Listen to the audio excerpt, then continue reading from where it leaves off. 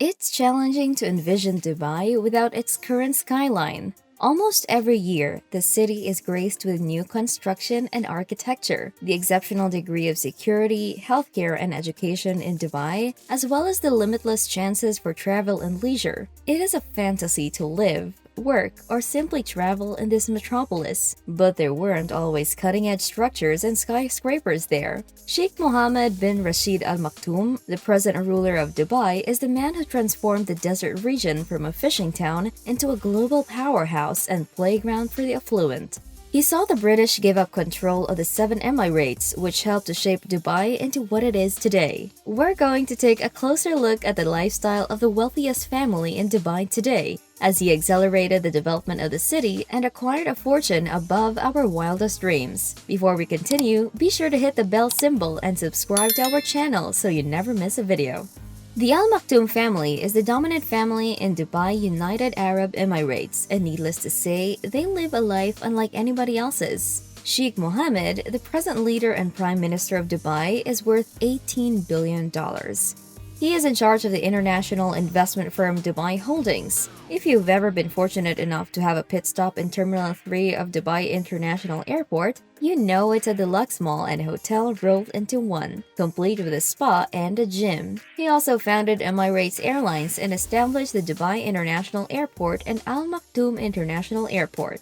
He has gained his riches with a portfolio like that and wisely invested it in an outstanding array of assets outside the Middle East. He is the owner of Monaco's La Belle Epoque penthouse. The three-bedroom, 17,500 square foot duplex penthouse also has an emergency room with reinforced glass and security cameras, as well as double-height reading rooms, expansive roof decks, an infinity pool, recreational spaces, and a movie room with convertible seats into beds. The sheikh spent a whopping $308 million on all of this, which is basically a drop in the ocean for him. He also owns the 63,000-acre Inventorate estate in Scotland, which is a mansion with 14 bedrooms and a guest house with 16 bedrooms. Over 30 years ago, this property was purchased for $2.5 million, which is equivalent to around $5.5 million now. For $60 million, he also paid for Dalham Hall in the UK, which turned out to be a wise investment because it allowed him to engage in one of his favorite pastimes, horse racing. It would be an understatement to say that Sheikh Mohammed is extremely passionate about horses. He often skipped meals as a young man studying in Cambridge to save money for a train ticket to go watch horse racing.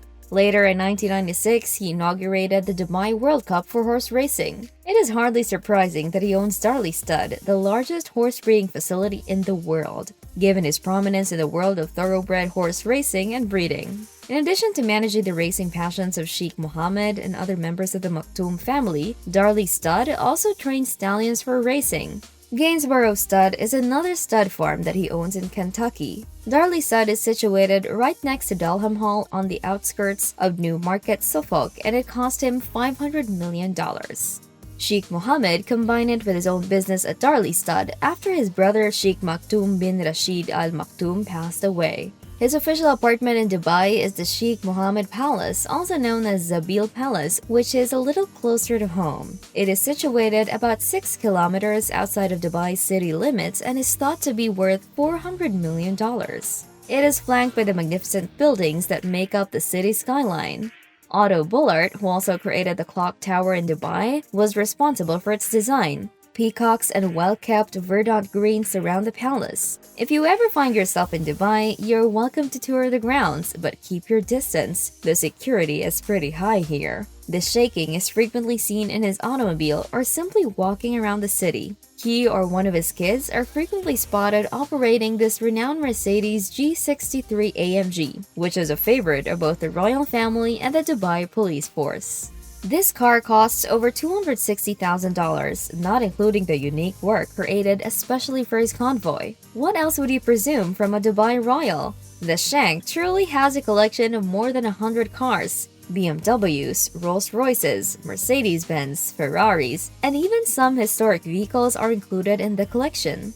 Additionally, he is the owner of the 2017 Dubai International Motor Show debuting Devil 16 vehicle. It is anticipated to cost $2.2 million by 2020 and has a body constructed of extremely strong and light carbon fiber. When he isn't driving about the city in the car, he actually constructed from scratch a racing thoroughbred, which has a top speed of 560 kilometers per hour or 347 miles per hour. He's usually on his yacht. Andrew Winch created the yacht Dubai, which features a floating dock that was shipped by the Blue Marlin via Turkey. At this time, the yacht is docked in front of the Sheikh's private islands. The yacht has a helipad, 2 motorboats that are each 10 meters long, a dining area that can seat 90 people, and a 10-meter swimming pool. It even boasts a squash court, a lobster aquarium, a submarine, 20 water bikes, and a cinema. In essence, you wouldn't ever need a cause to leave this vessel. The Sheikh spent $300 million building this 8-deck, 631-foot luxury cruiser with space for 88 crew members and 115 guests. Of course, many of these comforts are also enjoyed by his children. Sheikh Mohammed has 23 children, with his eldest being the most well-liked both domestically and internationally. Sheikh Hamdan bin Rashid Al Maktoum, the Crown Prince of Dubai, is now the Deputy Ruler of Dubai and the Minister of Finance and Industry in the United Arab Emirates. He has a net worth of $400 million. Sheikh Mamdan, who enjoys horse racing as much as his father does, opened his first racing stable, Shadwell Racing, in the UK in 1981. He currently owns 8 stud farms around the world, 200 of which are legitimately bred mares. He also has a sizable automobile collection at home. It's not quite as huge as his father's, but it's still something.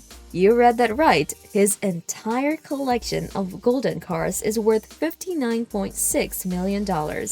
The Prince of Dubai owns a sizable collection of gold-plated automobiles. It features a Porsche 918 Spyder for $845,000, but we're sure the identical car would be worth millions of dollars if it were made of gold. A Mercedes G63 AMG that generally sells for around $300,000, a Range Rover Vogue, 2 Rolls-Royces, a Nissan Godzilla GTR, a Bugatti, and a Ferrari are also included in the collection, all of which are made of solid gold. That's not to imply he just partakes in race horses and expensive cars. He donates blood at blood drives, regularly visits the autistic center, and even takes part in marathons and yoga competitions. He also supports a number of wildlife conservation organizations. He founded the Prince Hamdan Charity Foundation in Dubai and has contributed more than $20 million toward the construction of healthcare facilities for humanitarian aid efforts worldwide. Despite leading a luxurious lifestyle, the Al Maktoum family still maintains a fairly modest appearance and demeanor, frequently observed mingling with individuals while roaming the city unguarded. Can you envision any other royal family acting in such a manner? Of course, this also demonstrates how safe the nation is and how much its citizens value family. Sheikh Mohammed created a strategy known as Vision 2021 back in 2010, a plan to improve Dubai's economy that emphasizes encouraging entrepreneurship, including the youth, funding medical education and research, and building responsible government. When questioned why he was in such a rush to create Dubai when this type of undertaking would typically take someone over 20 years, he responded, "It is not surprising," as this interview will explain. It's little wonder he's one of the most influential and wealthy men in the world with a response like, "I want my people to live better lives today, not after 20 years." So that's it for Dubai's wealthiest family. Personally, up until now, I have been wondering how their family was able to accumulate a lot of wealth and achieve almost everything in this world. If I were a part of Dubai's wealthiest family, I would spend my excess wealth on charity foundations, building homes for the homeless, and providing education to the poor kids. How about you? Please let us know in the comments below. Also, please click the subscribe button and activate the notification bell if you haven't already. We'll be back soon with another luxury-themed video. We appreciate your interest and hope to see you soon.